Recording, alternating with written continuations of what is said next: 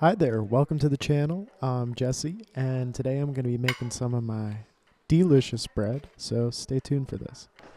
So to make the starter, you're going to need 1 cup of water around 100 Fahrenheit, half a teaspoon of dry yeast, 150 grams bread flour, 30 grams whole wheat flour. You're going to add that all together overnight and let it sit for 16 hours. After that, you're going to stir, add it to a bowl.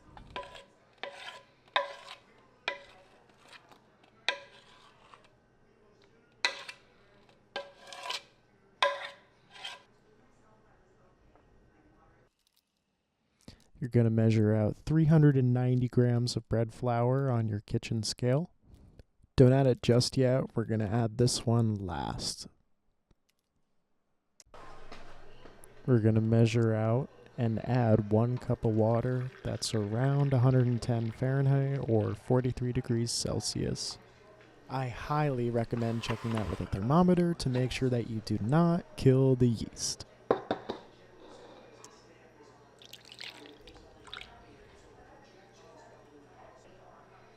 From here, we're going to add and measure out 1 tablespoon of sugar.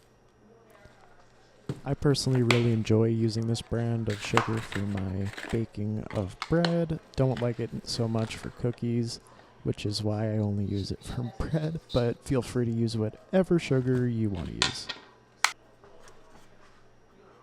We're going to measure and add a smidge less than 1 teaspoon of yeast. Technically it's 3/4 of a teaspoon, but a little bit less is fine. And now we're going to add the flour in that we just measured.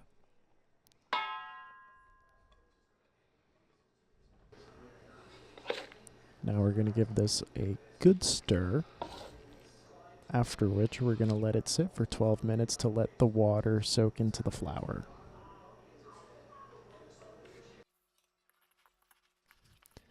From there, we're going to knead it by hand, which takes a really long time, or you can stick it in a mixer with your bread attachment for around 10 minutes.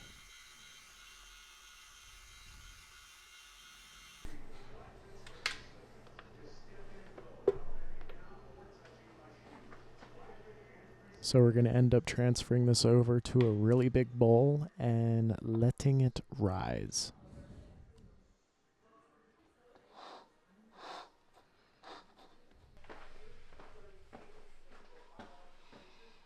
And make sure to place something over the bowl so nothing winds up in your special bread. And place this somewhere warm and let it rise for around 2-ish hours. Depending on the temperature, your mileage may vary. So now I'm just adding some cornmeal to the bottom of my Dutch oven. This is one way to prepare the bread. And here's that loaf after it's risen for around 2 hours.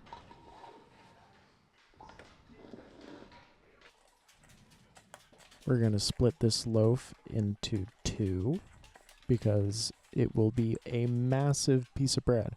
If you want a really large piece of bread, feel free to leave it as 1, but I'm going to break it off into 2. And we're going to transfer that over to the Dutch oven. Close it up.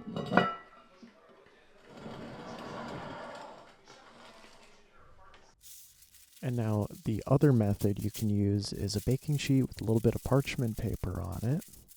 And you're going to put a little bit of cornmeal on it, and then the bread will go on. I did that kind of in a reverse order here, but cornmeal first.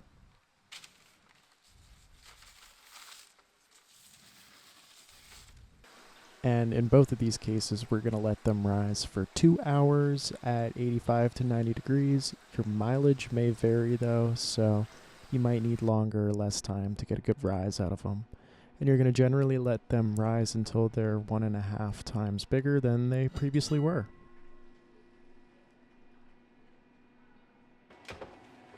And in the oven they go at 425 degrees. I spritz a little bit of water, then I have the baking sheet ones so that it gets a little more crispy on the outside.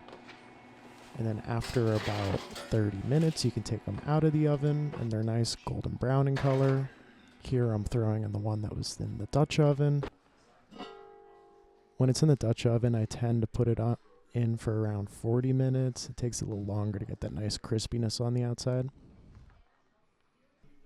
Yeah, but here's the final product. Dutch oven on the left, baking sheet on the right.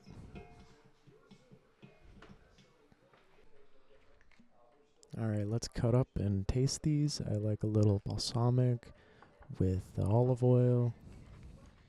And to be transparent, the saran wrap got a little caught on the one that was on the parchment sheet. That's why it's a little more deflated than the one that was in the Dutch oven. Normally they do look pretty close. And that's what it looks like. Nice and tasty. Well, thank you guys for watching. I hope that you're making this bread on your own and hope that it turns out great for you.